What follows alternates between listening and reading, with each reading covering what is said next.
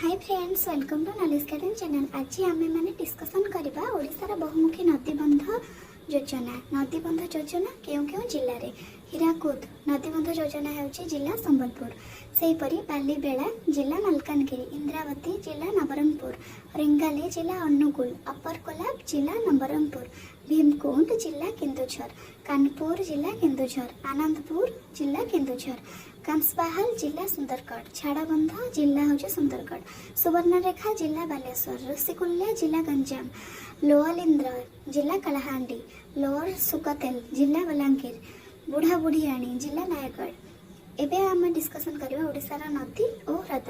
नदीर नाम उत्पत्ति स्थली महानदी, छत्तीसगढ़ परसिया ग्रामर, बैतरणी, गुनासिका, ब्राह्मणी केउठार उत्पत्ति होइछ छोटनागपुर मालभूमि, ऋषिकुल्या बौद्धरू, बुढ़ाबड़ांग सिमलीपाड़ा अभयारण्यरू, साळंदी बैतरणी नदीर उपनदी, वंशधारा कोरापुटरू, खद्रासत्र बैतरणी उपनदी, सुवर्णरेखा छोटनागपुर, तेल नदी महानदीर उपनदी।